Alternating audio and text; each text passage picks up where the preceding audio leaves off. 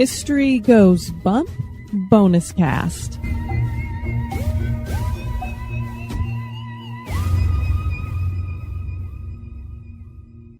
Hello, you spooktacular people. Welcome to the History Goes Bump BonusCast. I am your host, Diane. And this is Denise.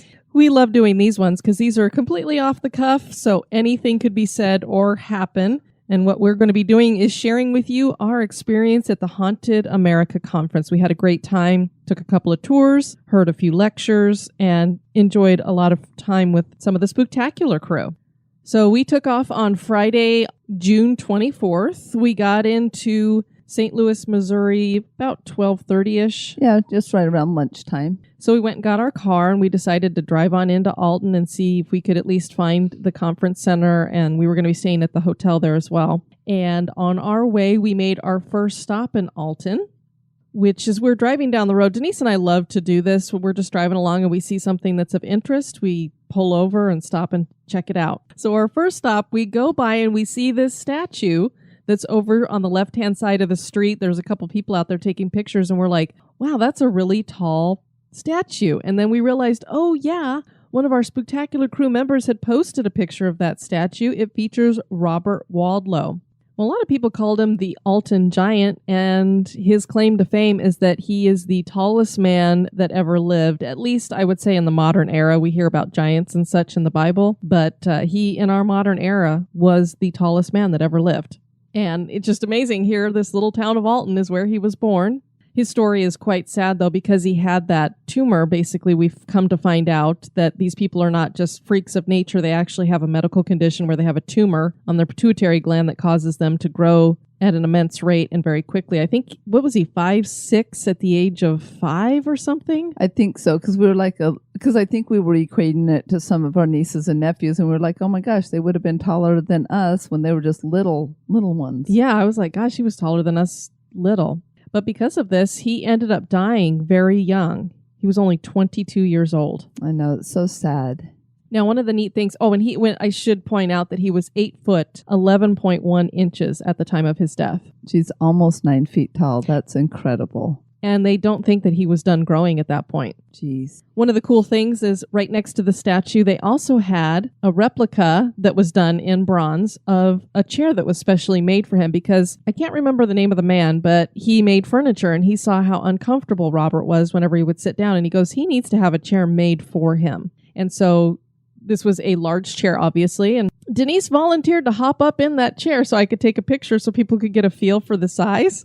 Except for, just think, it's June, the end of June, almost July, in Missouri. Well, actually Illinois, because we were in Alton. So in Illinois, and I'm sitting on a bronze chair at about 1 o'clock in the afternoon. And there was no shade. And my buns were very, very warm.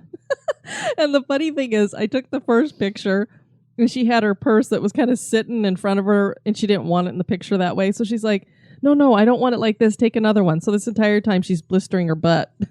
But what I will do for a good picture for you, Diane, see, I sacrifice my hiney. Indeed. So then we got ourselves over to the convention center, and one of our Spooktacular Crew, she's also the administrator of the Spooktacular Crew, Heather, was already in town. And so we messaged each other, and she'd gotten checked in. We got checked in. We had a little bit of lunch right there at the hotel. And then we said, well, what we were going to do, because we don't check into the conference until about 5, we were just going to kind of check out some of the history around here, see if we could find the cemetery that was the Alton City Cemetery, had a couple of neat points of interest there.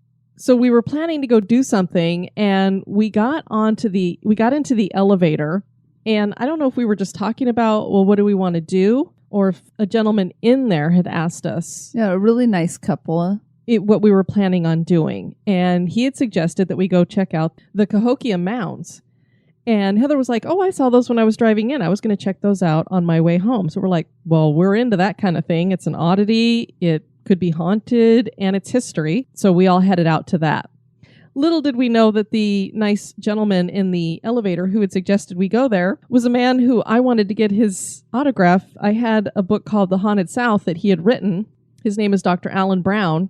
But I didn't know what he looked like. And we had no idea that this is one of the speakers, and he was actually going to be one of our favorite speakers at the conference. And so it was just really neat that we had that little one-on-one. And then later on, he asked us if we'd gone to check him out. And we said we sure did. And so he was very excited that we'd taken his advice. And for some reason, Heather and Diane did not want to walk up. Well, I know why Heather didn't, but didn't want to go up, I don't know, just a few steps to the top of the one like Temple Mound. That would have been fun. I think there was like 90 steps to the highest Temple Mountain. A few.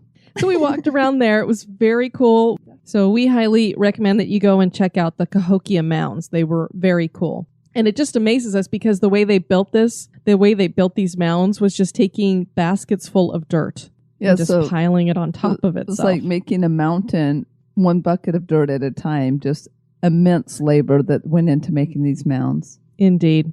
So we went back that evening. We checked into the conference. So after we registered for the conference, we went into the vendor room where everybody was selling their books and such. And there was a traveling museum of the paranormal and occult in there. And this is also where I finally figured out who Dr. Alan Brown was. I proceeded to buy all of his haunted press books that are the series that I've been collecting. And he didn't take credit cards. So Diane used the next best thing, my wallet. So I took all of Denise's cash, but I got a lot of cool books. Yeah, they're very cool. And then she wasn't sure she wanted them signed. I said, yeah, you steal all my money. They're all getting signed. So Troy opens up and welcomes everybody and reminds us to check out the vendor's room and definitely to check out the Traveling Museum of the Paranormal and the Occult. This was hosted by Planet Weird. And we had kind of taken glances over in that direction, but not a whole lot because, of course, we had Denise with us. And I'm going to play a little bit of the audio of him welcoming us and announcing this so that you can hear Heather kidding Denise about tempting the spirits. Aw. Anyway, I just have a couple of things that we wanted to mention, to remind you about before we get started. I know a lot of you have already been in through the vendor room. Don't forget about the Planet Weird Museum. The Traveling Museum is completely free to everybody here at the conference. Go take a look. It's a handle stuff if that's what you want to do. Like you might remember the story of the rock. Remember the rock? If you don't, I'll tell you about it later. But anyway, what gets really interesting about this is we, of course, didn't touch anything and didn't look at anything. In the vendor room, it was really cool, but some of it was a little bit disturbing to me. But like on one hand, there was these one people that had taken these glass skulls and they could put light in them. So it was like flickering, and they set them in different settings like lamps and wall pieces and stuff. And those were super cool. But then you would turn around the other way and there'd be like a really, really creepy doll. So I was kind of going through like a pinball machine, like, oh, that's cool. Dink. Oh God, get me away from that. And so I was like avoiding a lot of the things, including this weird museum. So Troy Taylor gets back from the conference and he posted the following thing on Facebook that we wanted to share with all of you guys. So what he says is, strange things happened at the Haunted America conference, especially when the Planet Weird Traveling Museum of the Paranormal and Occult is involved. Even though she never touched, handled, or photographed any of the objects from the museum, my partner in crime, Lisa Taylor Horton, ended up with some unwanted souvenir from the museum. On Saturday night/Sunday morning, long after the conference had ended and the museum had been packed away, a very strange event occurred. Following the Ghost of the River Road dinner tour, Lisa forgot her phone in her room for this one. The late evening seance and cocktails with friends, Lisa plugged her phone in and went to sleep. It was a little over 2 a.m. The next morning, Lisa checked out and started for home, but we stopped along the way for lunch. That's when she noticed that her phone was almost dead, even though it had been plugged in all night. And that's when she looked at the photos on her phone. The latest photo was the weird one, a doll and one of the artifacts in the museum. A couple of problems, though. The timestamp on the photo was 2:46 a.m., and stranger, Lisa didn't take it. She was asleep at the time, and Ruby had been packed away hours earlier. What happened? We don't know. So far, there is no logical explanation for what occurred, or at least we haven't come up with it yet. All I can say is that if you've ever wondered about the authenticity of the objects in the museum, I think you can stop. So I thought, wow, what an amazing story, because this is not just somebody felt something weird. This is tangible proof on her phone. She didn't take any pictures of that table at all. So how that would have ever even ended up there, because the timestamp, you could say, I don't know, maybe it was something weird with the phone, what have you. But you can't make up that a picture of a doll that you did not take that has been packed up is on your camera. And the scary part is she never attempted the spirits there. She avoided it. She avoided the table. So we're like, don't look at our cameras, because we tried to avoid it too. We had to leave a little bit early because we had decided that we were going to go do a ghost tour in St. Charles. So we met up with Heather and Tammie and her husband Brian, and Cindy Wad and her sons. Yes, and Josh. And Josh, who is our other administrator for the Spooktacular Crew, managed to break away from work. He couldn't do the tour with us, but he came to have dinner with us. We went to the Old Millstream Inn. This is a restaurant that Denise and I had eaten at before when we'd been in St. Charles. It's got great food. And it's also a haunted location, which just happened to be featured on the Ghost Hunters when they were in St. Charles. The service took a really long time, though. We finally had to kind of push the guy because we're like, we've got to get down to our ghost tour by 9 o'clock. And I had some relatives. I have a ton of relatives in St. Charles, and they all wanted to meet us before we went on the tour. And 3 of those relatives were going to be on the tour with us. So we got down there and kind of had to do a little quick hi-bye. I know. It's like, thanks for driving down here to say hi. Now, see ya. And then we did the St. Charles tour. We shared a lot of the same stuff about this tour with you on our road trip that we took back last summer. So we've got a lot of information about it in that if you want to clue in on that. We didn't have any experiences. There was an area, we had some EMF detectors that he had given us, and there were a couple of areas that it did go off. The one is the alleyway where the sheriff of the town had been shot, and he had crawled down to the bottom of the stairs and died at the bottom of the stairs, but he'd gotten blood all over the side of the wall. And that spot is still there, and they've never been able to remove it, paint over it. And if you put a black light on it, you can see it really well. And the EMFs were going off pretty heavily there. Yes. Then there's another area where a little girl haunts, and it's a restaurant area outside. And I was walking up at the front with the tour guide, who is Michael Henry, and we were just visiting a little bit. And then all of a sudden, my EMF detector started going off. And I started looking around because if you have like some kind of utilities or something in the area, it might set the EMF off. And so every so often they would go off for that reason. But there was nothing around. And he went, that's interesting because of the story that I'm about to tell you guys right here. And Denise came up. She had an EMF detector as well. And hers was going off just as crazy. And what kept happening is they would fluctuate. Like mine would be going off like crazy, and then it would kind of seem to back off. And then Denise's would go off really crazy and then kind of back off. And so he said it was really interesting that it kept fluctuating that way too, because he goes that if it was like a utility or something underground that was setting it off, it would just be a constant buzz. Whereas this almost seemed like something was moving around the group. So those were interesting little experiences, but nothing major happened. I think everybody had a really good time. And we got back to the hotel and we went to sleep. Got up the next morning, and we also had met Patrick from the Big Sands podcast that evening. Yes, that's true. We finally got to meet Patrick live and in person. And the real bummer is he didn't come to dinner with us because he was going to be doing a ghost hunt that night, and he wasn't sure he'd get back in time. But then we came to find out that Cindy Wad and her sons were going to be doing that same ghost hunt, and they got back in plenty of time. And when he saw them, he was like, I could have gone to dinner with you guys. I know. So next time, Patrick. Yeah, we'll definitely catch him next time. The first speaker of the morning was one of our favorites. I would say he was our second favorite. Our favorite was the woman who spoke at the very end. But this was Dr. Alan Brown. He has written a ton of Haunted South books, lots of different areas from Florida to Mississippi. And his talk was about haunted beds and breakfasts, which really piqued our interest because not only do we love bed and breakfasts, but haunted ones. Hello. And we live near St. Augustine, where basically every B&B there is haunted. Exactly. And several of the locations that he spoke of weren't very far from us, even if it was in a neighboring state.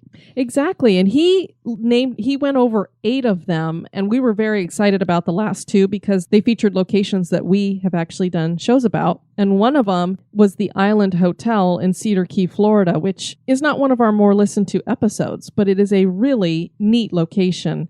especially because it's got that Neptune picture above the bar and just a very haunted location. So the fact that he, out of all these beds and breakfasts that he could have pulled out that he had visited, that was one of them. We were really excited because we're like, that's kind of an obscure one to have that pop up. Yes. And for other people, some of these other ones might be obscure too. What I've basically done with this soundbite that we're going to share with you guys is taken an hour-long talk, and it's about 15 minutes long with us taking out some of the extras. But he's going to go over each of these. It's a little hard to hear because we're towards the back of the room. He wasn't speaking very loudly, but I'm just going to name off each of the ones that he did. The first one you're going to hear about is Magnolia Place Inn. This is in Savannah, one of our favorite cities. Then he goes to New Orleans, and he mentions the Andrew Jackson Hotel, which is a really popular place for people to check out because it is very haunted. But he likes to go to places that are not as well known. So he went to the 1891 Castle Inn.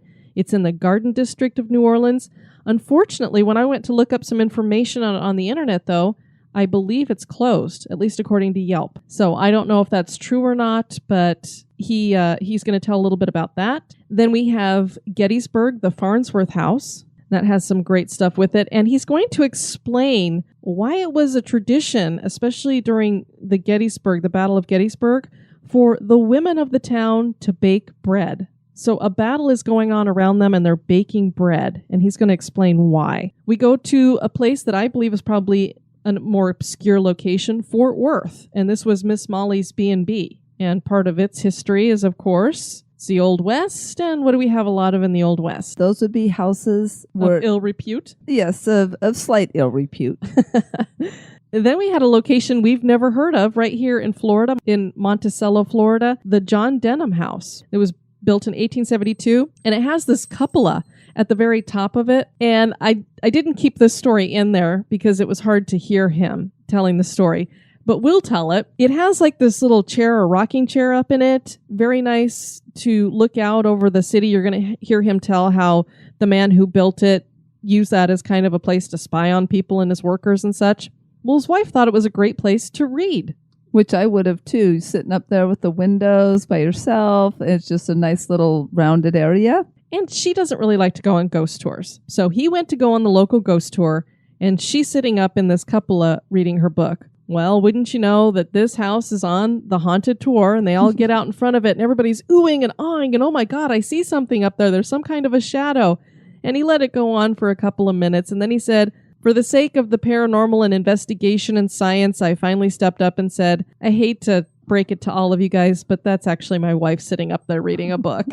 My very alive wife. The next location was the Artist House, which is here in Florida as well. And it doesn't have a really interesting story with it if you just talk about the house and maybe the people who live there. But for those of you who are familiar with a very famous haunted item out there, the name Otto might ring a bell. And that's because what is linked to the Artist House and the Otto family is Robert the Doll. Indeed. So I kept in his description, his telling the story a little bit about the origins of Robert the Doll, because I know we have a lot of you listeners that are big fans of him and have suggested him to us, and we have talked about him on 2 different shows. Now this will be the 3rd show that he's made up. So Robert, you're very popular around here. Although, darling, I don't think we want to meet you. No, don't care to take your picture. Number 7 was the Island Hotel that we've mentioned. And number 8, drum roll please, of course, one of the most favorite haunted beds and breakfasts in the country, the Myrtles Plantation. So enjoy this little soundbite, and we'll be right back after you listen to it. Well, we will start with one of my favorite cities, Savannah. Yay! In fact, I would say that's probably my favorite southern city. It goes back to the colonial time. Most of the old buildings are still there. We've done a wonderful job preserving them. They've got a very good ghost tour, at least one good ghost tour. And they've got several haunted bed and breakfasts. This is one of them. This is the Magnolia Place Inn. It does not really promote ghosts. It does promote the fact that John Barron stayed here in the late 1980s when he wrote Midnight in the Garden of Liberty. Oh, wow. It was built in 1878 by a man named Gerard Hayward. He was a descendant of one of the signers of the Declaration of Independence. He was a cotton merchant. died 1884 from eating bad oysters. Really? Now, Nora. We all know Nora. And we normally think of the ghost as hanging around the older parts, right? And I'll give you an example. The Andrew Jackson. Most famous story attached to that was an orphanage, a fire, converted it to a home. And then there was a couple, man and woman, who had been out taking pictures all day. They came back, set their camera down on a nightstand, went to sleep, and they woke up, decided to look at their pictures, and they saw pictures of themselves. Oh, that's creepy. I wanted to go someplace that did not get a lot of recognition, but was probably haunted, and this is in the Garden District. It's the 1891 Castle. Garden District, that's the nice part of New Orleans. That's all the rich people live. They call it Garden District because of the sandy loam that had been deposited there by the Mississippi River over the years. And this house was a grand house in its day. The doorknob turned and the door creaked open about a foot. I thought it was my husband coming in, so I looked up and the door promptly slammed shut. I got out of the tub and opened the door. My husband was asleep on the bed. I decided to lay down on the bed for a while. 15 minutes later, I was awakened by someone shaking the headboard of the bed back and forth. If they wanted my attention, they sure got it. Now we're in Gettysburg, and this is the farm house. It is considered to be one of the most haunted inns in the United States. The original structure was a wooden building built in 1810, replaced in 1833 by the brick structure. It was built by John McFarland during the Battle of Gettysburg, July 1st through 3rd. There were Confederate snipers who were shooting at the Yankee encampment from that window. Oh, wow. The Yankees fired back. And you can see 150 bullet holes in the side of that building. Well, the most famous victim, I think, of the Civil War is probably Jenny Wade. Jenny Wade is the only civilian casualty of the Battle of Gettysburg. She was in her sister's house about a block away from the farmhouse, and her sister had just had a baby. And Jenny and her mother were baking bread. Jenny was standing at the table kneading the dough. Confederate sniper's farmhouse was sighting his rifle, so he aimed at the doorknob. He missed the doorknob, so it went through the door, hit her in the back just below the left shoulder blade, killed her instantly.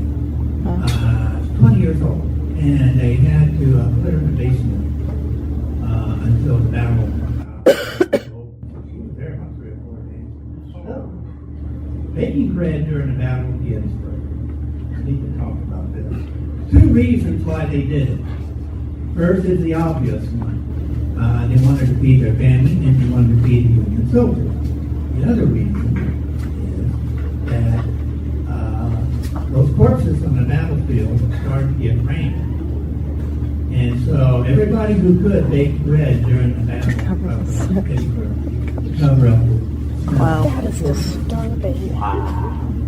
These are some of the artifacts. I think you'd want that sense to mingle. Eat this sandwich. Now we're at Fort Worth. And this is the Miss Mommy's Bed and Breakfast. You've been to Fort Worth? Excellent. A cattle town. Cattle town is thrown up along the railroad so that cattle drivers can have to go as far and take their cars to market. Railroad stop for the money. This was built in 1910, and the bottom floor is the Star Cafe, and the bed and breakfast is on the second floor. 1940, it was converted into a bordel. And It was a bordel up through the decades. By the 50s, it turned it back into a boarding house, and then in the late 90s, it became a bed and breakfast. Now, as you would expect, most of the ghosts here are property. And they like these two rooms. Ralph and I were in room number 2. And I thought, well, you got that lucky. This is the John Denham house, Monticello, Florida. I was there on October 18th, 2012. It was built in 1872 by John Denham. He was a cotton merchant. And he also supplied provisions to the Confederate Army during the Civil War, made a fortune. One of the most distinctive features of this house is the cupola.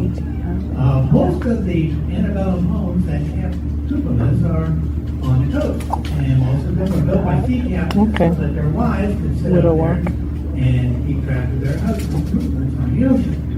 His is inland, and he installed that cupola so that he could keep track of the workers in his fields, and so he could spy on his neighbors.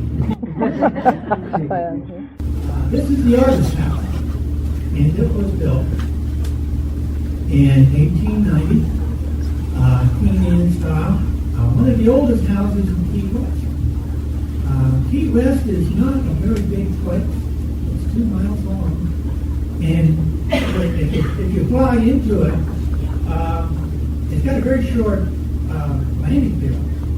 And so the plane lands, and then it switches and hits the brakes so that you don't fall off the island. Sweet. Our nerves always go ahead. But in 1898, there was a man named Thomas Otto who lived in here with his family. They had a very precocious son named Robert Eugene Otto, who was an artist. He went to the Academy of Fine Arts in Chicago, moved to Paris in 1920, met a young woman named Annette Parker, who was a pianist, got married in 1930, moved to New York, and soon afterwards, she played piano at the Beethoven in Rockefeller Center. He sold his paintings. Then they moved back to Key West and lived here for the rest of their lives. He died in 1974. She died in 1977. Okay. Not very interesting. Right? However, this is what makes it interesting. What is the movie franchise that was inspired by Robert the Doll? Chucky. Oh. Yeah. In 1904, when Gene Otto was 4 years old, his father hired a Bahamian woman to care for him, and supposedly, the story goes that she was voodoo priestess. Well, he was not very, Thomas was not very nice to her. Well, she made this 3-foot doll for Robert out of straw. And Robert bonded with him immediately. Kept him in his room. He talked to Robert at night. Parents were okay with that because kids have imaginary things. What they did. They got a little concerned though, and Robert answered back in a different voice.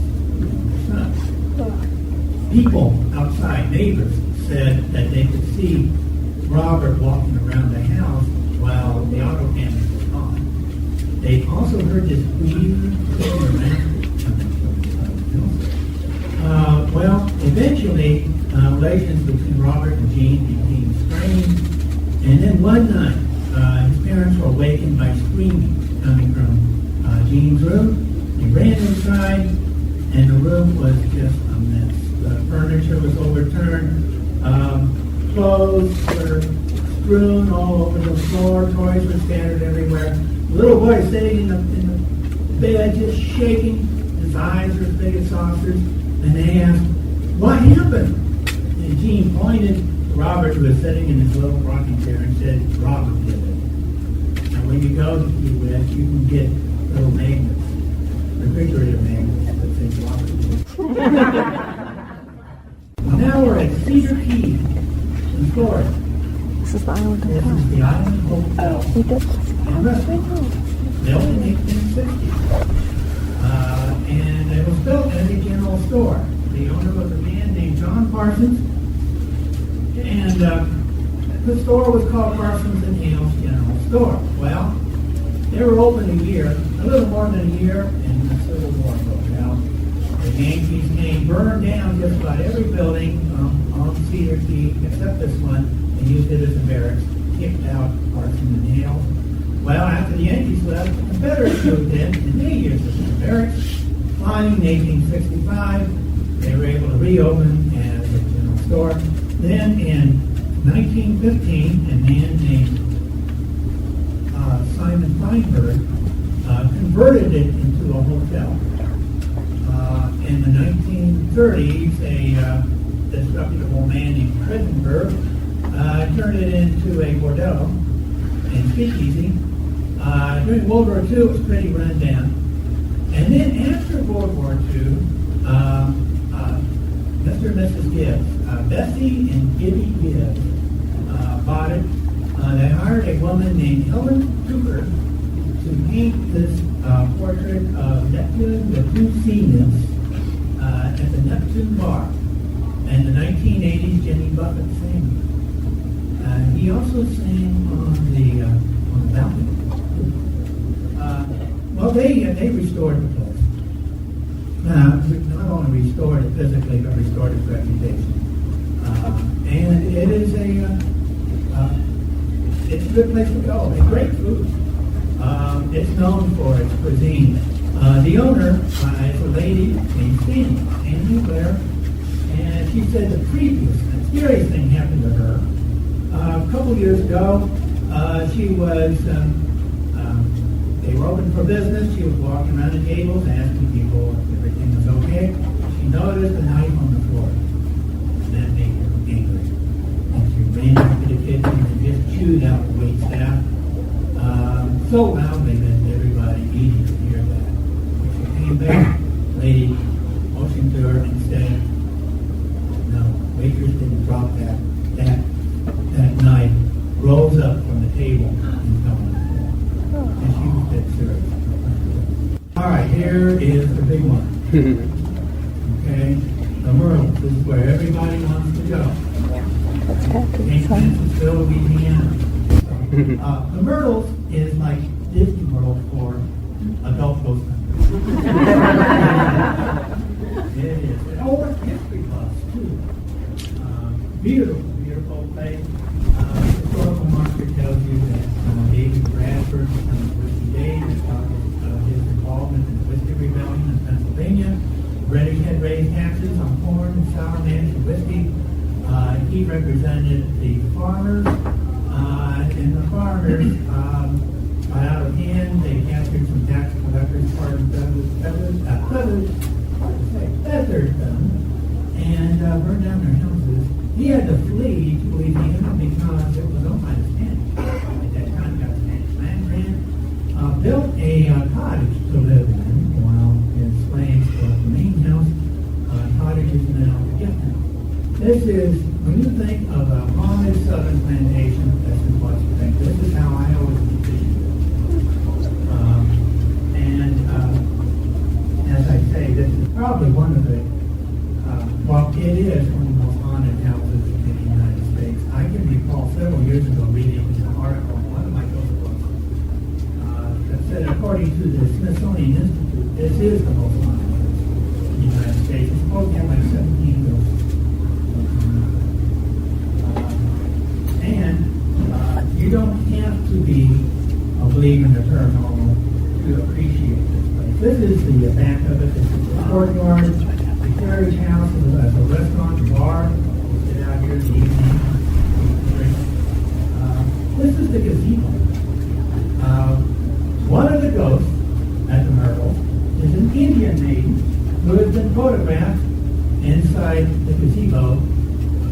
She's always naked.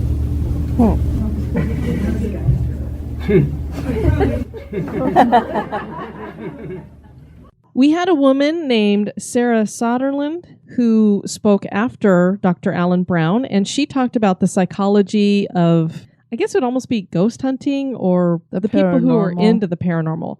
Not necessarily about the psychology of the ghosts or the psychological science behind it, but why are we so interested in ghosts and the paranormal? And it was a really fascinating talk. We enjoyed it. I really enjoyed it. I didn't know what to expect, and her humor and her delivery was really good. I thought I enjoyed that talk a lot. Then the big name that we had there for the weekend was Rosemary Ellen Guiley. For those of you that are into the paranormal, you have obviously heard of her. You've probably heard her on Coast to Coast a million times. She's been on every other podcast out there, talks about everything under the sun when it comes to the paranormal. And the latest thing that she's really been into is the djinn. And so she gave her talk on the djinn, and it was very more updated information and such. And for those who aren't as versed in paranormal, the djinn is not the stuff you drink, not that kind of spirit. No, this is spelled D-J-I-N-N, and basically it is a more informal term that you guys would be more familiar with would be genie. Same kind of thought process there. Interesting discussion.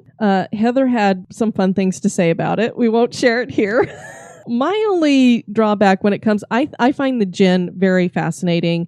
They're fascinating to me like shadow people and such. It's a strange phenomenon, something we don't understand. My only problem with it is that Rosemary kind of goes along the lines of when you get some of these religious people who say that everything supernatural that is bad, it's all demonic. You know, yeah. There's no such thing as ghosts of people who've died. It's just a demon. And she kind of puts the djinn there. Is if it's an alien, Bigfoot, shadow people, ghosts, it's all djinn, and they're just showing themselves in these different forms. So to me, I kind of equated it along the same lines. I believe there probably is something, maybe, possibly, that is what we would refer to as the djinn, but I don't believe that it's masquerades as all these different things. But given that some of that has truth to it, she definitely made me more than ever convinced that you never ever tempt the spirits, because she was talking about the djinn. There was just like a veil between us and the djinn, and they were there trying to get out, kind of. And so I could just see you tempt the spirits, you open that little hole, and here they come flying out at you. So I saw Cindy across the way, and when she was talking about that part, I looked at Cindy, mouth, don't tempt the spirits, and she knew exactly what I was saying, even though I was like on the other side of the room. And Rosemary definitely mentioned the Ouija board as one of those ways that they like to come through. Yep. They're just waiting at. Nothing against our Ouija people, but I'm not going to use one. We had a lunch buffet, and then Troy Taylor and a woman that he's written quite a few books with gave a talk. Then Scotty Roberts did his talk after that about the paranormal in Egypt, and we heard that it was a fascinating discussion. We'd gotten kind of tired of sitting, and I wasn't really as into that kind of stuff, so we skipped that one. Yeah, because unfortunately my sitting ability had gone out the window by this time, even though I really wanted to hear it, but we wanted to hear the next one too. So we went in for the last speaker, and it was Sherri Brake, and she was by far the best one of the event. We really enjoyed it. This was the second time I guess she's been there, and I actually follow Sherri Brake. I get her newsletter. She hosts a lot of ghost hunts and ghost tours at various big locations like the Mansfield Reformatory that you guys would know about, and the Trans Allegheny Lunatic Asylum. And she'd just written a book on it, and that was what she was talking about during this. And what we're going to do is play just a little snippet of the talk that she gave for us about that. yeah, but she was very, very interesting, and so we highly recommend that you check her out. For everyone. My name is Sherri Brake. I have a haunted tour company called Haunted Heartland Tours, and I'll tell you all about that here in just a little bit. The presentation, as you can see, is on the haunted history of the Trans Allegheny Lunatic Asylum. How's that for a mouthful? Try saying that out a few times after a couple of Moscow mules or something, all right? I have been doing tours for about 15 years now, and I'm also an author. I love to write books about these locations that I take people to. I'm not a fancy writer. I'm going to write like I'm standing there and like we're having a beer, and I'm telling you about this building. There's going to be a lot of history in the book and a lot of paranormal documentation in there as well. You see, at the Trans Allegheny Lunatic Asylum, if you got drunk in the town of Weston, the police officers could take you over to the asylum and drop you off on Friday night, let you dry out, can you imagine, and then get you on Sunday and take you back to the station. Kind of like shocking you, shock treatment. One gentleman had been arrested and had been brought there to dry out. After the weekend, they didn't let him out. Next week, didn't let him out. Completely as sane as he could be, normal. No phobias, no aggressions, nothing. After 3 months there, and not even being permitted to see anyone or make a phone call, my aunt walked up to him and she said, "Here is a quarter. I'm going on a coffee break. There's a payphone down the end of the hallway and the door is unlocked. When I get back, I don't want to see you." And he walked out and he left. And I wondered how long that he would continue to be there, without being rescued. And this was back in the 1970s. You had all of these patients and you had children there as well. And when you were first admitted there, they didn't separate you for whatever type of ailment, disease, or affliction that you had. They had you categorized by counties. By counties. So say, for instance, you're in the Braxton County room. You would have somebody who was depressed next to somebody who was schizophrenic, who was possibly violent at times. Everybody was mixed together. Can you imagine how frightening that would have been for those little children? Horrific. There's a little bit more of a grander scale with the panoramic photograph. People often ask, what is the most haunted location in that building? What's the best spot to go to? They're all good. We've had things happen in the parking lot. In the parking lot, before you even enter into the building. The hospital was pretty much self-sufficient, like I told you earlier. They had a dairy farm, they had their own water there, they had a source for electricity. If you were healthy enough and not aggressive, they would typically take some of the patients out and you could work in the fields itself. So you have multiple buildings still sitting on original asylum property. And get this, the amount of land originally purchased there for the asylum, 666 acres. How about that for some symbolism? Inside the asylum, they have got a great area for you as a paranormal investigator. They have a room. They call it the paranormal room. How's that for original? You can walk in there and you can see all kinds of documentation that investigators like you have supplied to TALA, to the staff. For instance, over here on the book, my right arm was pinched below my shoulder, and it gives the room. And you see, I had a great flashlight session and a great K2 session, and it gives the room.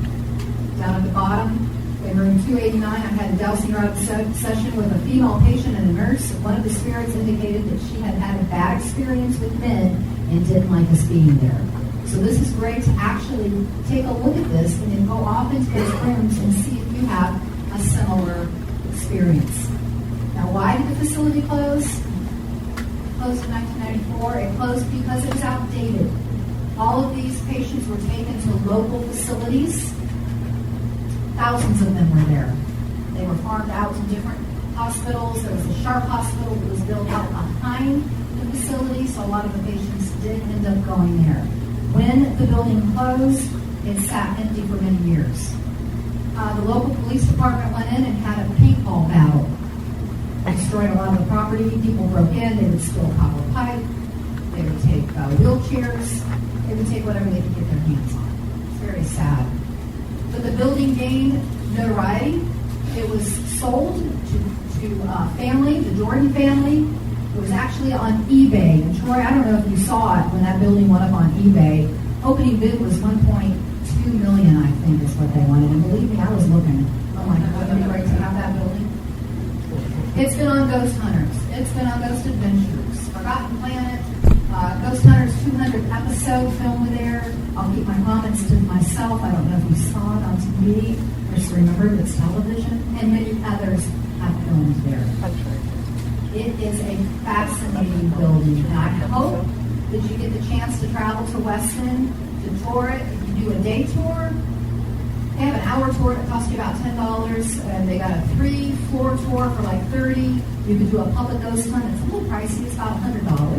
Or you can come ghost hunt with me, and I bring cookies to come to the dark side. So that was the end of the conference, and then we were going to be off to doing the Alton Ghost Tour. And it was really exciting. We got to have a couple of our other Spooktacular Crew members join us there, Jessica and Bonnie, and it was so cute because Jessica had met us up in the hallway, and I was trying to call my dad on the phone, and we could not get a signal on our phone for anything in this hotel. Could it be ghost? So I was getting kind of frustrated with it, and here she comes up, and she didn't want to disturb us. She's like, I really don't want to interrupt you guys or anything, but I just wanted to tell you that I really love your show, and I was the one who won the t-shirt a couple months ago. We're like, oh my gosh, that's so great. And so we took a picture, and so they joined us for this one. And this was by Alton Hauntings Tours. This was originally started by Troy Taylor, and then when he moved to Decatur, he handed it over to the gentleman who hosted our tour. He was great. And the first place that we went to was this old kind of apartment building, but what was really neat about it is we got to go into it, underneath it, through this tunnel, and down into this area that they believe was used as a stop along the Underground Railroad to hide people. And what I'm going to do is play for you some of the audio as we're walking down into that area. You're going to hear Heather giving her commentary about what we're seeing inside of this old place. So I thought that'd be fun for you guys to get a chance to listen to somebody other than us that is a part of our group. And then we get down in there and the lights are all out. It's very dark in there. And our tour guide is going to tell us a couple stories about experiences that people have had in there. We did have one woman who had to leave that was not feeling well, and they took her out of there. And one of the stories you're going to hear is about a little girl who likes to hold hands. And of course, Denise usually attracts children to her. So she folded up her hands and tried to tuck them away so that she could be touched. But I put my hand out. I know.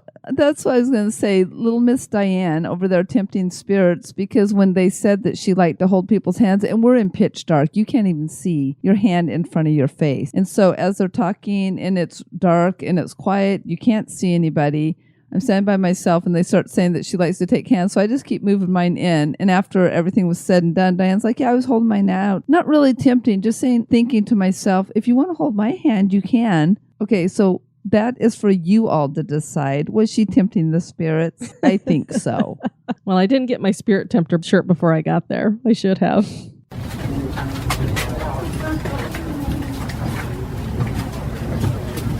This looks creepy.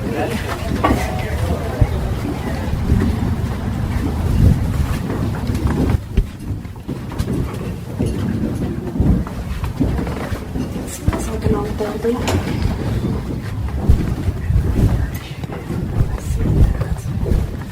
I guess you know where you can live if you ever want to move to Alton.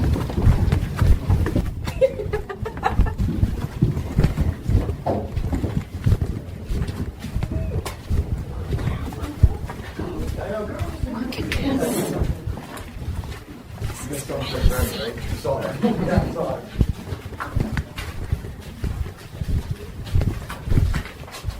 Holy moly. If they turn this light on, I'm going to freak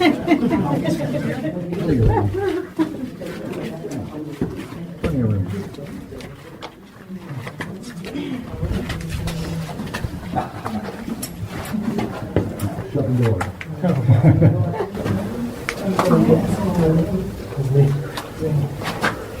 Stay down here.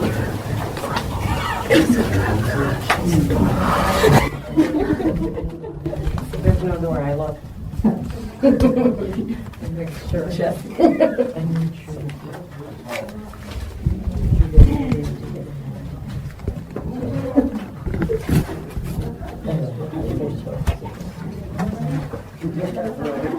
Don't stand by Tammie either. That might hurt you.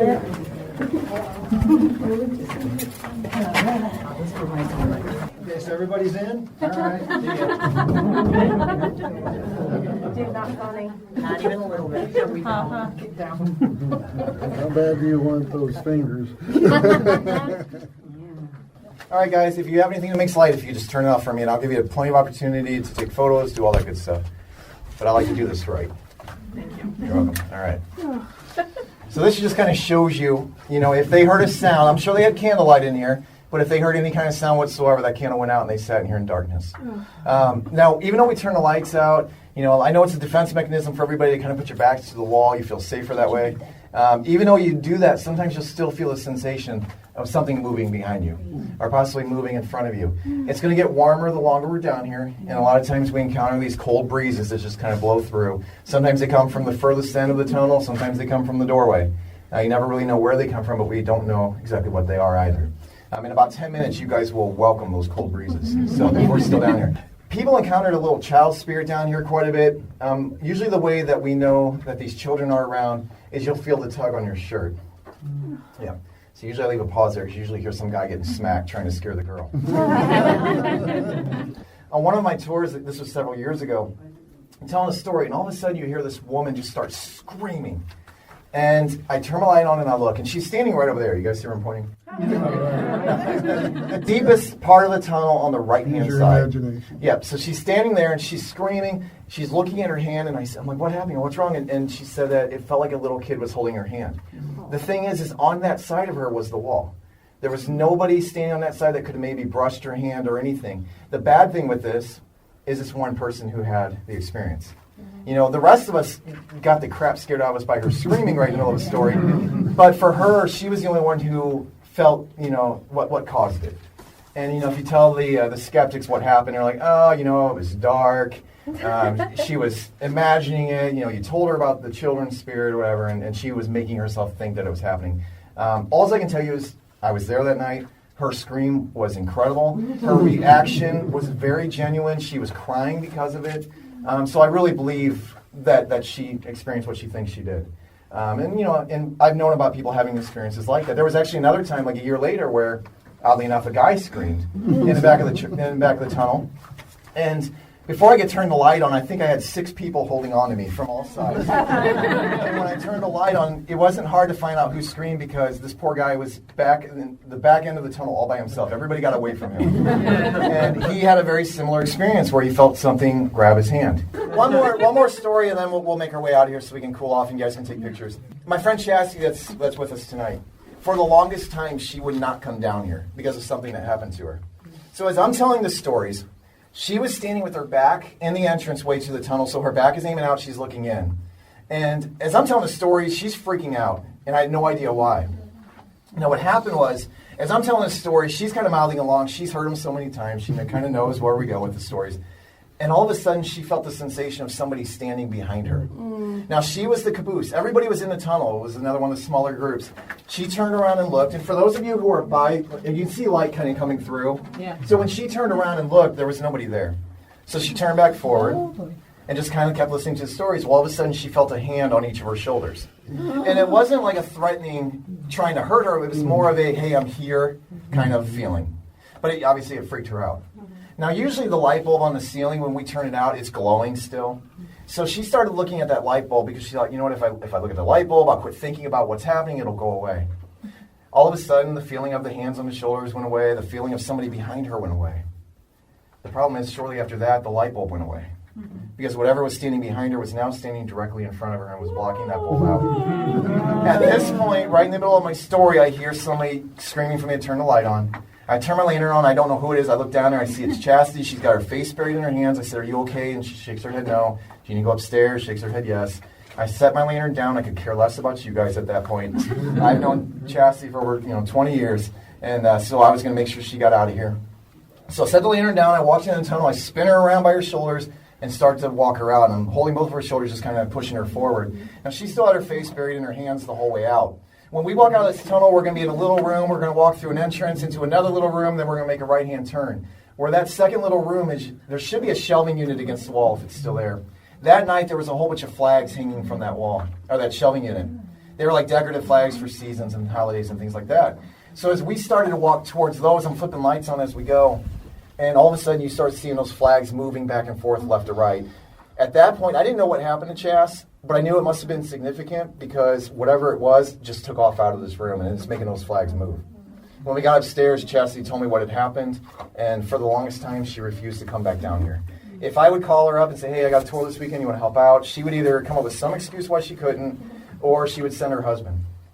If she had to come, she would wait upstairs. So it wasn't until about last year that she started coming back down here again. But they're, shadow people. I'm sure a lot of you are familiar with shadow people. We see them down here quite often. Then we got to stop at a lot of different locations along the way. It was a great tour. The last stop was the Unitarian Church there, and we actually got to go inside of this location as well. I'm going to play some of the sound bites from that for you guys. This is our tour guide telling us about Philip Mercer, who is one of the pastors that was at this church, and they believe he's the one who haunts it. So here is the part where he's telling us about that. So, as far as the church, we're going to go back to the 1900s for our event. There was a gentleman by the name of Philip Mercer who lived over in St. Louis. He worked for the railroad. He came here from England. English gentleman, very proper, slender, tall, good-looking guy. He lived in St. Louis for a while. Then he started going to a lot of libraries and churches. And he loved going to the theater, museums, things like that. But it was through his time going to the library that he started to read about the Unitarian religion. And he decided that was the direction that he wanted to go with his life. So he went up north from Minnesota and started to study. After graduating, within 6 months, he came down here to Alton and took this church over in 1928. Now, when Philip came here, he was very secretive about his past. Basically, everything I told you, that's all people really knew about him. But he was such a wonderful speaker that even though he was very secretive, this church was filling up. People absolutely adored this guy. At first, the church wasn't doing so well with attendance, but whenever people started to hear Philip, this place started to fill up. Now, one of the strange things about Philip, there's a few different weird things. Again, secret about his past. He also never lived in his own property. A lot of times he would live with the different persons and their families. But it really wasn't thought as weird back in those days. I mean, if you were sitting at the supper table with your family, this is going to sound really, really strange. But you had to talk to the people across the table. Today we don't do that anymore. But to have Philip sitting at your table, he was such a wonderful conversationalist that people adored having him, and they were very fortunate. So his entire 6 years of living here in Alton, he never once owned his own home. He also very seldom ever took meals, outside of these homes. Sometimes he went to restaurants, sometimes he went to theater, but it was something that he was very adamant about staying with his families.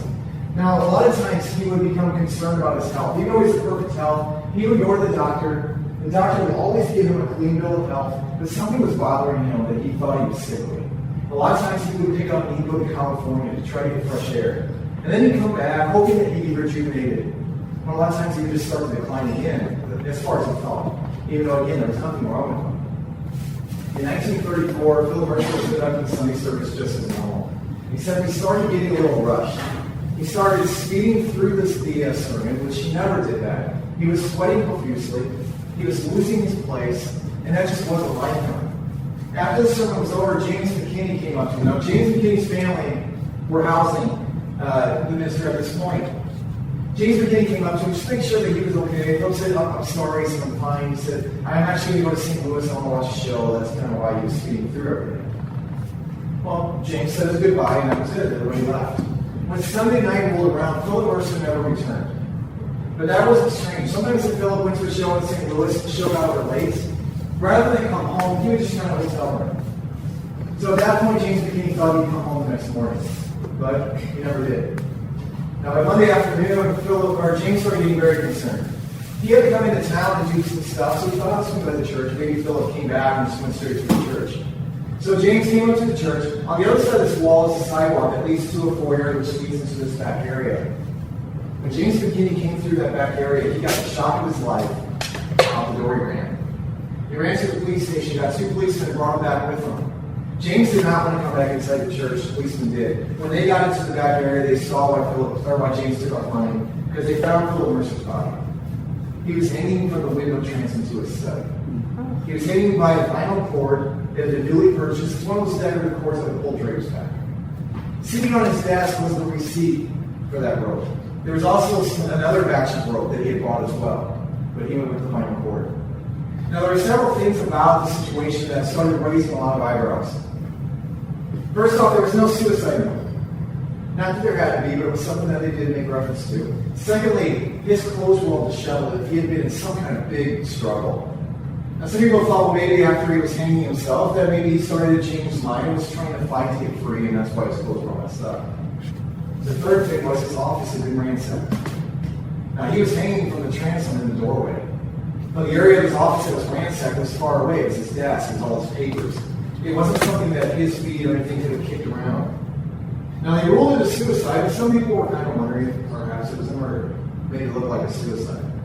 Either way, they took his body down, they put it in the Grandview Mausoleum, and they started to try to find his family so they could come claim his body, or at least tell him what to do with it. They never found any family because all of his family had passed away. He didn't marry, he didn't have any children. His mom and dad passed away, his brother passed away. He was dead. His body to this day is still at the Grandview Mausoleum waiting to be claimed. But after he died, his body was put there. His spirit started being seen inside his church. People were seeing shadows moving along the walls. They were hearing his voice. If people were singing, you would hear Bill Mercer's voice about other people. They were smelling his cologne. All these things were happening. The issue is, it's 1930s. If your church is haunted, you did not talk about it. Even though a family over here experienced something with Philip on Sunday service, you experienced it too. You didn't tell each other because you didn't want the family to think you were crazy. So people were keeping all these stories inside. Now, we're going to fast forward to the 1990s or 1998. There was a woman who worked here at the church, her name was Peg. And she had to come here one day to take care of some things. So when she came in, she was walking up to the basement door, which is over on the side of the alley. It's that street we crossed before we started walking up the stairs. As she's walking up to the door, she realized she forgot her keys at home. She was hoping that somebody was here that could unlock the church, or maybe somebody was here and the church was unlocked. When she walked up to the door, it opened. So she came into the basement, she said, "Hey, Peg, I'm here." But nobody answered. She made her way upstairs, came back to this area. "It's Peg." Again, nothing but silence. At that point, she realized she was here by herself. Somebody must have left the door open because you have to have a key to lock it. She got on the phone. She called one of the church people, left a message, said, "Hey, it's Peg off the church. It's locked. Can you please come up and lock it? I'll stay here. I got some stuff to do. I'll just kill some time until you get here." And then she hung up. Now, she figured out what she needed to do. She still needed to kill some time, so she went to the kitchen and started doing dishes. All of a sudden, she started hearing all this commotion coming from out here. Thankfully, she was all excited because she's no longer alone. She made her way out of the kitchen, came through this back room, peeked her head in the sanctuary. Silence. Now, at that point, she thought, okay, I just heard a car drive by, she heard the radio, that's all it was. So she went back into the kitchen area and continued to do dishes. She was in there for about 5 or 10 minutes, all of a sudden, there's this commotion again. It sounded like a whole bunch of people coming into the church. Made her way back there again. This time she crept back there, but she was going to sneak up on them. And as soon as she popped into the sanctuary, silence again. At that point, she realized, you know what, whatever I need to do today can wait till tomorrow. And she went in the kitchen, grabbed her purse, and started to go down the basement stairs. As she's walking down the stairs, she started hearing a conversation happening in the basement. Again, she's all excited. "Hey, Peg, I don't want to scare anybody." Walks up downstairs, peeks down the hallway, lights are all out for a reason. At that point, she shot out of that door like a cannon, started running to her car, scared to death for what just happened, and realized that the church is still unlocked. And she didn't have a cell phone. It's not late 1990s, not everybody had it. She was going to come back into the church to call somebody. So once she got her courage up, made her way to the door, went to open the door, and almost ripped her shoulder out of socket because that door that was just unlocked was now locked. And you have to have a key to lock the door. And now it's locked. But that was the problem she had. She couldn't leave because the church was unlocked. It's locked now, she can go. And she ran to her car, jumped in, and took off. And then she started to think, I wonder if anybody else had any experiences in this church like that. And she started to tell her story. And when she did, it was like the floodgates opened. All these stories started to pour out. All these families had held on these stories for years. They were finally starting to tell them. And Peg made herself the official church historian and started keeping track of all these stories. Now, she was collecting, she got a letter from a minister. And the minister said, "Hey, I heard you collecting ghost stories from the church." She said, "I got one for you." She said, "I was working late one night," and she had come up to the altar right here. So she was working late one night, had to get some papers off the altar, and she looked up. And sitting in the third pew in the back of the church, she saw a man standing there. He had a white dress shirt on, a gray tie, black slacks, and he's just staring at her. Now, when she saw him, she thought just somebody came out on the street, they needed help. So she sees him, she turns, she walks down the steps, looks up, and the guy's gone. Nowhere to go. If he would have went through those doors, we would have heard him. If he would have left out the outside door, we would have heard it. But nobody moved. Now, Peg kept that story, and then shortly after that, she received another story from another minister. Didn't know the other minister and told the story. They were here different times. And she said one night she was working in the church, had to come to the sanctuary to get something. As soon as she walked in, she felt the sensation of somebody in the back of the church staring at her. Now, she looked up, she didn't see anybody there, but she had this overwhelming feeling that she was not alone. And she was being announced, "Look, I I got stuff to do. You stay in here. I'll stay in there. We'll get along fine. And she left. So here we have two ministers. Kind of similar stories. One felt the feeling of somebody being here. The other one saw somebody here. If you can't believe your ministers, you can believe. On our tours, we've had our share of experiences as well. Sometimes it happens to you guys. Sometimes it happens to us. When I used to do my tours, I never set up a laser grid or anything like this. And in fact, we weren't even technology we used back then when I started. But I would stand in this area. I tried to draw all of you guys this way without telling you why. Until I got to the point of talking about where Philip started hanging himself. Now, whenever I was standing there, a lot of times people would see things behind me. They'd see shadow figures moving throughout that room. They'd see balls of light and things like that. But one tour I did back in 2006, as I was telling the story over in this area, this girl who was sitting in front pew with her mom and dad, she started taking pictures of this doorway. Now, a lot of times when I'm telling stories, I don't care for people taking pictures. It bothers me. So, once I started taking pictures and she moved the camera away, I just let it go. As I started talking about people seeing shadows back in this area, she started smacking her mom on the leg really slightly and said, "What's wrong?" She goes, she showed me her camera. The first picture she took was everything was normal. Her flash lit up everything. It lit up the door frame. It lit up a block of light straight back. It the floor, the back wall, the ceiling. Everything was lit up. In that second photo, she took, everything from about this point down is completely black. And not only is it black from this point down, it's actually coming out of the door frame. It's like creeping out of this room. It's almost like a big gust of smoke or something. A mass is coming out of this room. Everything from about this point up is still lit up from her flash. So straight back, you got the upper portion of the wall, you got the ceiling that's lit up from the flash, the door frame up here, down the side, it's all lit up. But right here, there's just big black mass. The first photo, you can see the reflection of her flash on that back wall. The second photo, you can't see the reflection because that black mass is blocking it out.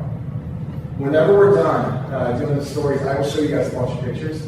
I have those pictures with me, so both of them. I have the original, the first one she took and the second one. I also inverted the photos just so you can see how big this mass was in the inverted photo. We have a photo taken in the very back of the church where you can actually see a man standing there wearing a suit. You may have the tie, the dress shirt, the collared shirt, the jacket. It looks like he has one hand coming forward and the other hand sticking behind his back. You guys go get that dressed up for our choice. I know you have every time wear a suit. And when that photo was taken, the person taking it was standing right here taking the picture. One of our tour guides was right behind her. Over in the area where it was taken, we had Crazy Steve walking. And then we had Len, our tour guide, walking.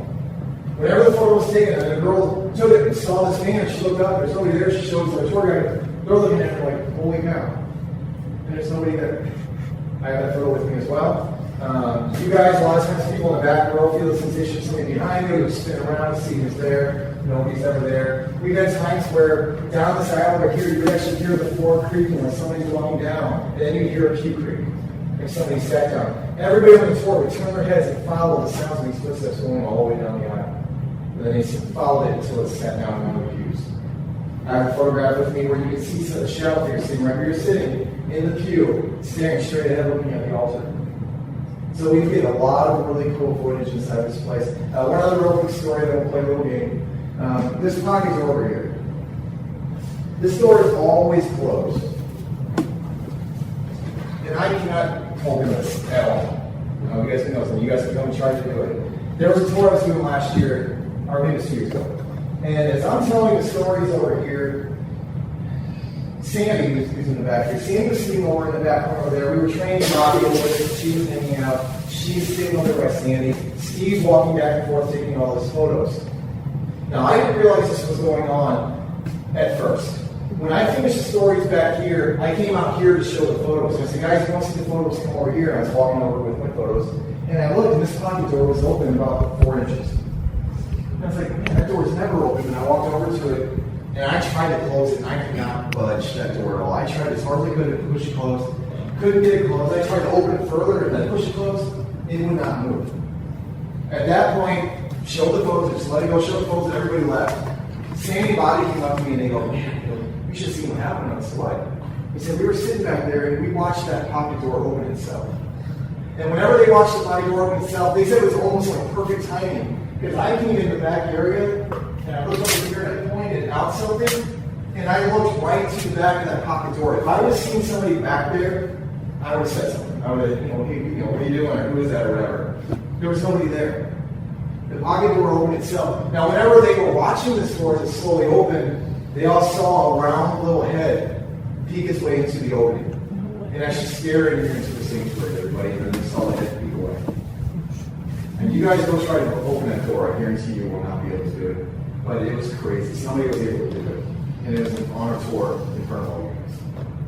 And those pictures that he talked about, I got to see them, and they were pretty convincing, especially the guy in the suit that he's talking about. I've heard people say, well, I saw this full-bodied apparition, or I got a picture of a full-bodied apparition. This one was one of the clearest I've ever seen. It was not as if there was really a guy sitting there, but it was pretty close. And who wears a suit with a tie to a ghost tour? So it wasn't like it was just some guy sitting at the back of the tour. So it was phenomenal to see that. Now, Tammie and Heather both had experiences in here, they believe. I watched Tammie have the experience. She jerked her head as if a fly had gone in there. And she'd said that, and it went from left to right, and it was kind of this buzzing sound. Not necessarily like a bug. It was almost More like a high-pitched sound. Like when you get a microphone too close to the audio thing or whatever, and it kind of makes that weird whining noise. And it got louder as it got into her head, and then she said it was like it passed right through her head. Keep in mind that Heather is on the right side of her. Heather doesn't hear this sound. She notices that Tammie has an issue, but later on, Heather's going to have an experience. And I'd asked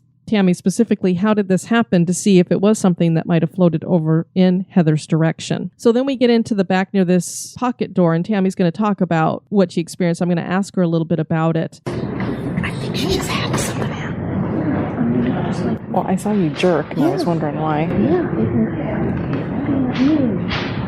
Does she end up doing it? So you felt like something touched your ear? Yeah, no. He was like this noise went through my ear. Guys, you got about 10 minutes of stories. Out this ear. Maybe 10 minutes. Yeah, it was weird. Heather is standing right near the pocket door. And I want to play this little sound bite that's from where there's some talking going on. He's telling us some other stories, and it's the weirdest sound. I have no idea where this came from and Denise and I listened to it over and over again, and we're trying to debunk it. Like, was it somebody moving a chair? I have no idea what it could be, because to me it sounds like a mechanical noise. And it had to have been right near the recorder, because it's very loud. And I'm like, I don't know what that would have been. It was very dim in the room we were in, so I don't know if somebody standing next to me had something that they turned on that made a noise. I'm not sure. Yes. Yes. Yes. And it was the only place in all the taping that particular noise happens. Yeah, and the reason why it caught my attention, I was really listening closely to this segment of the audio, was because Heather has her experience here. So here you're going to hear Heather talking about that all of a sudden she's just not feeling very good. Any experiences out there where, like, whistling? Yes. Yeah, we've had a lot of whispering in the ears. We've had You want to sit down? Yeah, that's common. I mean, we get a lot of people hearing things. Yeah. No, it's common. In fact, I mentioned earlier about the tour on Monday. If you guys want to see the photos, I'll show you some photos when we're done. We got the books here if anybody's interested. Guys, I hope you had a good time. I'm sorry we ran a little bit late. We try to keep them at 3 hours. Hopefully you enjoyed yourself. And so Denise goes out with her and, make sure that she's okay and everything. And it was enough of an experience that Heather said she didn't want to go back into the church again. And then if we do this tour again, she doesn't want to go back in the church. And keep in mind that Heather doesn't really usually buy into this kind of stuff. Her ideology, I guess you would say, is more of the atheistic form. Mm-hmm. So it was just interesting. She goes, is it picking on me because I'm an atheist? And then here's some more about the stories that have taken place in this back room and very creepy stuff that has happened to people. I'm just going to tell you guys a few stories from back here, some of my favorite ones, and then we'll go ahead and wrap it up for the night. For your stories, years ago I was doing a private tour for some of my coworkers, and sometimes we would go into the basement. Now the church actually asked that we no longer do that just because it's not very safe, not only just because of the ghosts, but with construction, it's not safe. There's a lot of low-lying ductwork, uneven floors, and it's just not very safe. So I was doing this private tour for some coworkers. We got back here. I said, guys, as soon as we finish the tour, I said, if you want to take some photos, go for it. Once you're done, just make your way to the front of the church and we'll all leave. And that was going to be the end of the night. But I said, guys, nobody go through these doors. Everybody's kind of hovering around taking photos. We make our way to the front of the church. It looked like I had everybody. Out the door we go. There's a young lady standing on the steps by herself. Now, I knew she was on the tour. I just didn't know who she was with. And I said, who are you here with? And she said, Ryan. And I said, well, where's he at? And she said, I don't know. And I said, well, call his cell phone, find out where he's at. So she calls him, and I hear her say, what are you doing down there? which meant Ryan went into the basement by himself. Now, I could smell alcohol on him. I knew he had been drinking, so I guess doesn't follow directions when he's a little intoxicated. I said, tell him to come back upstairs. We'll meet him in the back room. So she told him. I grabbed 2 volunteers to come in with me because I wasn't coming by myself. And we came and we were standing basically right here. Now, down this hallway here, if you walk about halfway down the hallway to the right is another hallway. That's where you turn to go to the basement stairs. We're standing there just kind of talking. We're waiting. We hear Ryan coming up the stairs. We hear the basement door open. He turns the corner and starts walking towards us. And I said, Ryan, what were you doing? He said, I just want to see the basement. I said, come on, it's time to go. Now, he's walking towards us. All of a sudden, you see a dark shadow figure step out of the hallway. It wasn't his shadow. He had already been walking towards us. This shadow stepped out after he had already taken several steps. As he's walking towards us, the shadow is pacing back and forth left to right. This is the best way I can explain this. First off, my name is Luke, and I was born in 1977. I had no choice but to be a Star Wars fan. Because of all the Luke, I'm your fathers, and use the Force, I heard. So big Star Wars fans. So let me put this in Star Wars terms. If you guys have seen episode 1, when Darth Maul is waiting for Qui-Gon and Obi-Wan to come through the force field, and he's pacing back and forth, just staring at them, waiting to kill them. Not that the shadow was going to kill him, although it would have been a much better story. It was more of a thing where it was following him up from the basement because he was not supposed to be down there, and it was pacing back and forth, watching him to make sure that he left. That was the feeling I got. Now, when we saw the shadow, when the 3 of us, me and the 2 volunteers, we're seeing the shadow. I said, Ryan, come on, it's time to go. So Ryan took off running. He zoomed past us. One of my volunteers, or, well, I guess we'll call him volunteer. He took off running. The other one tried to, and I horse collared him and yanked him back. And I said, do you see that? And he said, the shadow? I'm like, yeah. I never said, did you see the shadow? I said, do you see that? And he said exactly what I saw. And I said, let's go check it out. Now, this is actually a scientific proven theory that when somebody does not want to do something, you can actually hear their butt cheeks tighten. When I said, you just hear this aluminum foil crinkling noise. And he did not want to go, but I finally got him convinced to go back there. Now, as we're walking back, the shadow went away. But when we got back to that spot, it was freezing cold. And we stood there for about 5 or 6 seconds. The cold was there, and then it went away. At that point, I said, you know what? I said, I've never felt threatened here, but I've known when it was time to go, and this is that time. So we turned our backs, and out the door we went. The problem is, again, you leave the building the way you found it. They always have this pocket door right here closed, and I left it open. So I said, oh, man, I said, I got to go back in and shut that door. I said, does anybody want to go with me? No. The people who were waiting for us saw the first 2 guys running out. So they were not coming. And of course, my other volunteer that I horse collar, he wasn't coming back. So I did it myself. I had pushed the pocket door too far into the wall, and I couldn't dig it out. So the whole time I'm trying to dig it out, my back is to this hole. I knew if I turned around, that shadow was going to be there watching me. So I tried not to turn around. I finally got that door closed, and I don't remember touching the floor the whole way out the door. And, oddly enough, I mean, it took me about 2 or 3 years after that to realize there's a little lever you can pop up and pull. Now I know. Another real quick story. Julie was actually doing a tour a couple years, I think it might have been last year or the year before. And I had done the 7 o'clock tour. She was doing the 8 o'clock tour. When I finished with my group, I just hung out. And as she was doing her tour back here, she asked me if I wanted to tell a story, so I told a story. Now, they had all these tables and chairs set up in a real big U. There was a girl on the tour that night that was she was a big girl. I mean, she was tall. She had a lot of girth to her. She was just a big girl. She had more fans. Yes, there you go. She was standing over here by this wall with either her boyfriend or her husband. And I'm telling a story, finish the story. They're just kind of standing there talking. All of a sudden, you hear this loud crash. I turn my flashlight on. I look. This girl is flat on her back. Her boyfriend, husband, whatever, is sitting next to her, has her head in his lap, and this girl is out. Now, I shine my light on her, and I'm looking. She finally starts to come to. I yell for Julie. Julie's in her. She comes running over to try to figure out what happened. I asked, this girl's starting to come to, and she starts screaming. And whenever I'm shining the light on her, you can actually see this huge bruise forming on her leg. She had real short shorts on. You see this huge bruise. Now, my first thought is, these tables and chairs set up, she must have fell into them, and that's what caused the bruise. The problem is, with her size, if she did that, the chair would be flipped over, the table would be moved, everything was in a straight line. She never touched the table or the chair. The other thing is, the leg that the bruise was forming on wasn't the leg she fell on. She fell on her one side. This leg was the one that was up. As I'm shining the light and seeing this bruise on her leg, all of a sudden she starts screaming that something's got her leg. And at this point, Julie's trying to calm her down. She's screaming hysterically. We couldn't get her to snap on. The person. Right, yeah. Julie wasn't I'm not screaming hysterically. This girl's screaming. All of a sudden, this little boy on the tour comes weaseling his way through the group. And I'm like, oh, God, this is her brother. He's going to freak out.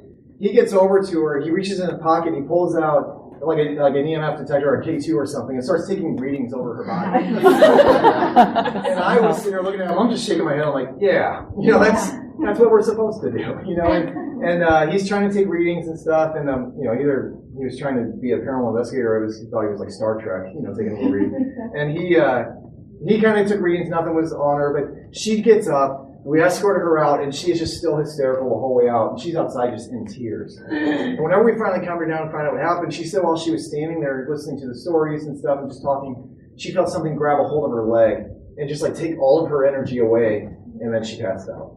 Wow. I really don't know how to explain it. I mean, she could have worked herself up, but the bruise, I don't know. So again, that was another physically attacked one. I guess I like you guys earlier. So that was a great tour. We ended it by walking down the hill. It was this huge hill we had to walk up. So we decided to walk down the hill and see if we could find something to eat or at least get dessert or something. And we couldn't find any places that had anything open, but we went into this bar and Heather got some wine and Tammie got a beer. And it was a really neat experience to just kind of have a last little hurrah for all of us to hang out together. And then we said goodbye. And as we were getting ready to leave, we saw Patrick of the Big Saints coming out of the Unitarian Church because they were coming in to do the ghost hunt right after we did the ghost tour. And so we asked him what was going on, and he had on his headphones and he had his little recorder and trying to pick up, and he goes, everything's amplified on this. So he had to take his headphones off so we weren't like screaming at him and stuff. But he said there were some weird feelings down in the basement and such. But I think out of both the ghost hunts that he was on, a lot of people around him were having quote unquote experiences, but not sure that that's really what was going on. But I can't remember if it was in the church or if it was in the McPike mansion where somebody said they saw things crawling up the walls. I think that was in the church. Yeah. So I was like, church, ooh. like black, almost hairy things. Black, like spidery type things crawling up and down the wall. So I don't know if that really was going on, but that was a lot of fun. So we said goodbye to everybody the next day. We had breakfast together and they all kind of took off on their own thing. And then we decided to go check out some of the sites. So we went to the Ulysses S. Grant house and just learned about President Grant and the love story that him and his wife had, which was really neat. I never even knew that. So we went and visited there. And then we went to the arch, the Gateway Arch there, and went up to the top, which was very, very cool, and to the old courthouse. So again, just looking at a lot of the history, not so much the haunting at this time. And the courthouse was really neat because the courthouse was where the Dred Scott trial was, and he is the man who sued his owners for his freedom, basically. And so that had taken place there, and a lot of the women's suffrage cases were heard there as well when they were trying to push women's rights through. But so what was really cool, while we're looking from the top of the arch, which is really, really high, down at the courthouse, we noticed something going down the street right next to the courthouse, and it was actually the Gay Pride Parade. So I just thought how appropriate that here's the courthouse where so many civil rights, women's rights, and just the rights of people movements had happened, and here's the Gay Pride Parade marching down right alongside it. So it was just kind of powerful. It was very symbolic. We thought that was very cool because we were just sitting up there looking down, and all of a sudden I went, well, that looks like giant rainbow flags going up the street.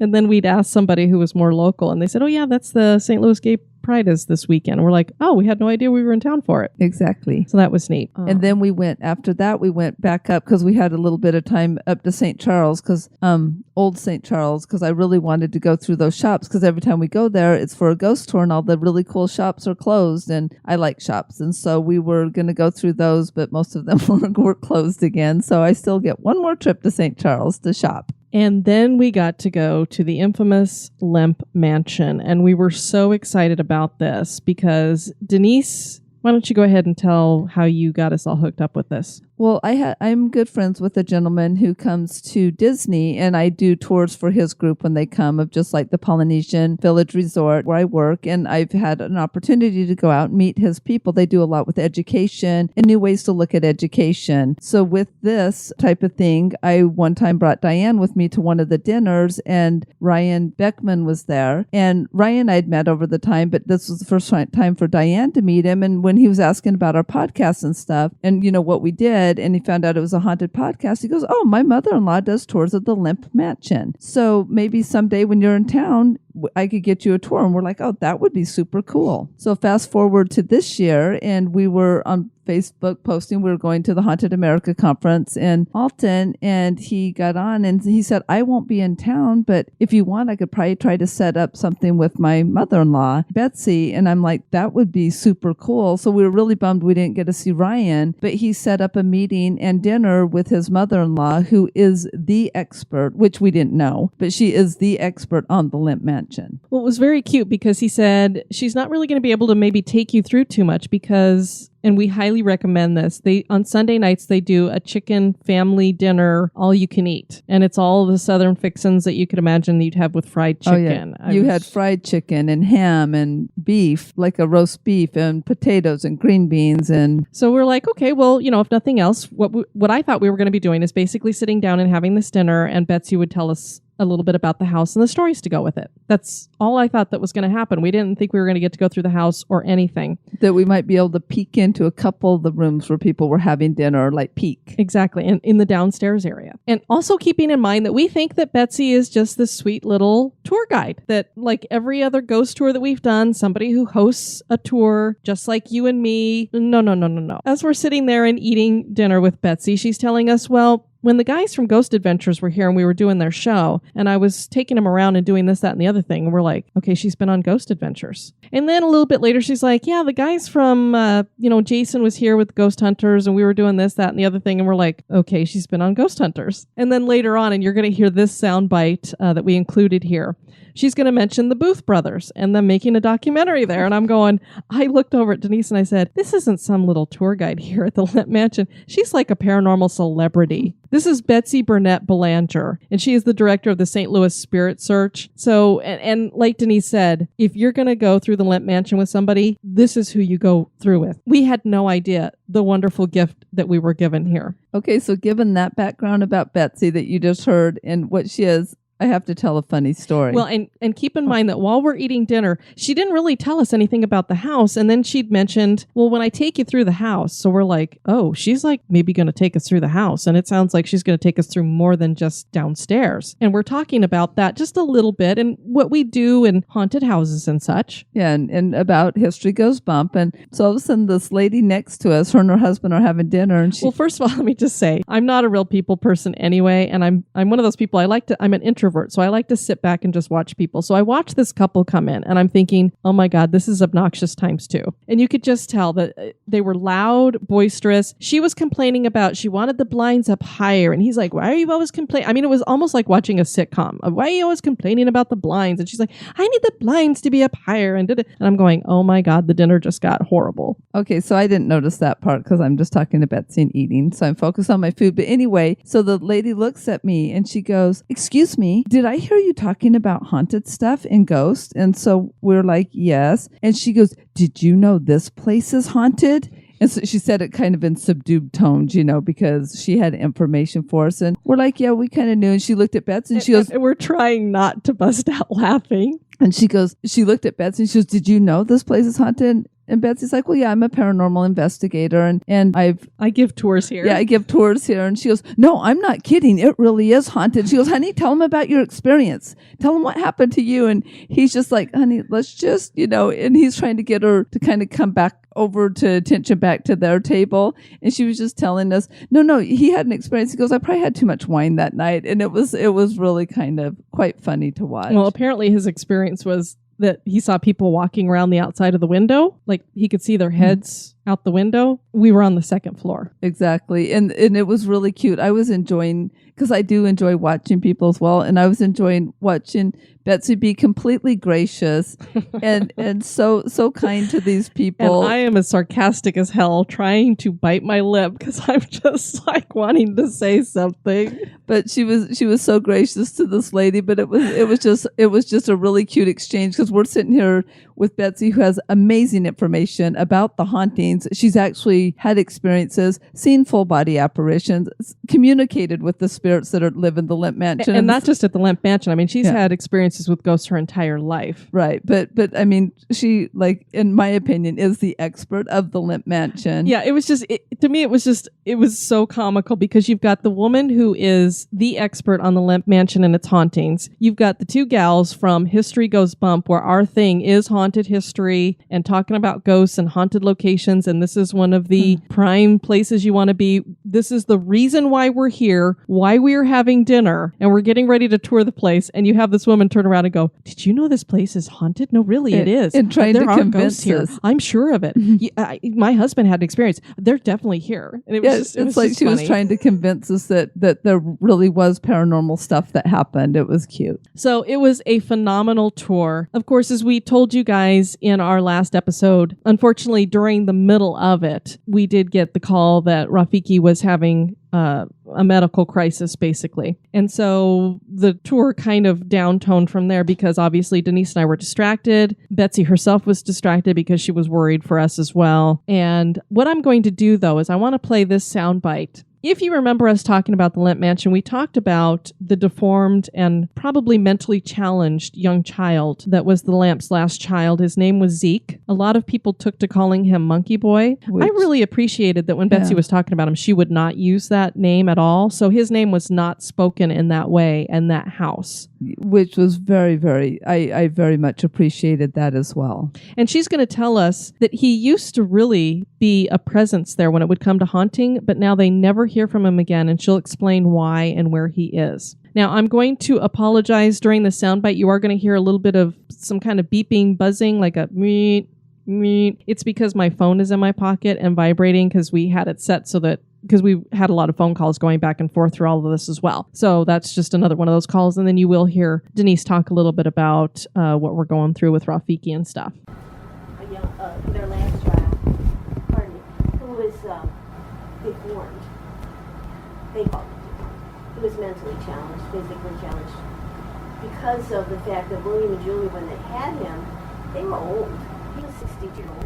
Oh, wow. And she was 57. Oh. Now, there's a lot of there's a lot of people who don't even believe he existed. But he's known by really hurtful names because of the way he looked.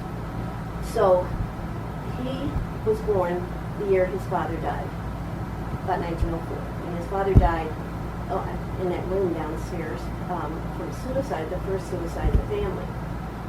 And then his mother died 2 years later.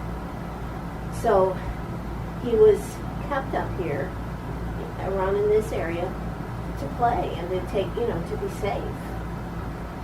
So there was lots of talk that he was chained up here and they kept him away from people, which isn't the truth, but he is still a spirit here because he died somewhere in this house as well.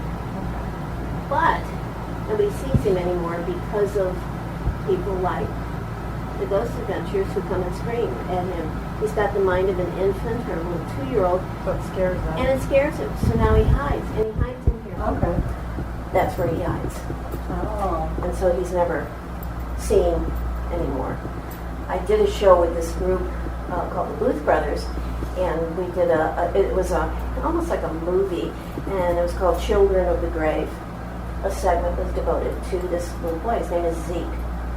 And when we were standing around in this area, and all night long, random things were going through their computers and so forth. Well, I brought a teddy bear from home, which I did frequently, and the doors were open, and I set it up on the stairs. And we went about our business, and they were interviewing me, and then we looked up there, and the teddy bear was up in the air, going back and forth, like, it's playing with the teddy bear. Oh. So they immediately pointed out a bunch of stuff that way, not disrespectfully, not scary, and the words that came through the computer at that point then were mommy, mommy. Oh, I just broke. We were all like woo, crying, and so. But that's where Zeke is in there. So when we see spirits, this is where we do our dark room experience, our little spirit communication. We usually see Charles's dog, sort of a bigger dog, lab type dog, and Charles, and maybe a spirit here or there. Do you see him like as a shadow figure, or? I see him more. Well, most people. It's easier to see them as a shadow figure, as a wraith, I call it, because you don't have to look for features, and they don't have to slow their energy down more, where they become apparent to us, and then we call them an apparition. Well, an apparition, anyone can see an apparition, but sometimes it takes a little bit of practice, a little bit of time, a little bit of concentration, and just relaxing and so forth. But to see a wraith, it's not that difficult. You see that shadow, you see a dog, you see a cat, you see a person, and so that we do see that. Serva, she loves people, and if they make dogs. If you go, oh, there you are, they're all like, yay. But if you stand there and look at them, they're not going to do anything. So sometimes she's with us, and sometimes she's not. But you're worried about her, aren't you? I am, but You can just tell it in her face. I am too. That's all I can think about. They're like your kids, so. But Julie's talked to her. She has 2 little Maltese herself, and so she goes, no, I'm taking her. So I said, well, have Diane's mom and dad come get her. She goes, no, I'm taking her, so I'm just. So that was a phenomenal tour. It was just a great experience at the conference. That's why we want to go back again next year. Just a lot of great people there. It was neat to be around people who all come from the same kind of thinking as you do. Most of the people there, I believe, were open-minded skeptics, but we know there is something going on. We don't know necessarily what it was. Lots of great talks. And it was so neat to meet all of our listeners that were there. So we just wanted to give a shout out to those of you who were in the Spooktacular Crew that were there with us. And there was somebody else. There was a gentleman who was there that commented about something when we were on Facebook. And I was like, you were there? Yeah. And we didn't get to meet him. I know we didn't get to meet him. So that was a bummer. I cannot remember his name off the top of my head. It starts with an E. But we did get to meet Jessica and Bonnie. We got to meet Cindy and her sons, Gavin and Colin. And Josh, we got to meet. Yes, we got to meet Josh. Heather, we got to spend a lot of time with her. That was a wonderful, wonderful, fun time with Heather. Tammie and her husband, Brian. And then we got to meet Felicia and Coy, and that was really a lot of fun. Yes, so we got to do selfies with people, and I know Felicia kind of had they had their own little group there and stuff, so they were doing things, and we wish we could have spent a little bit more time with them, but it was nice to meet them as well. All right, guys. Well, thanks for joining us for this bonus cast. I've been your host, Diane. And this has been Denise. You take care now. Bye-bye.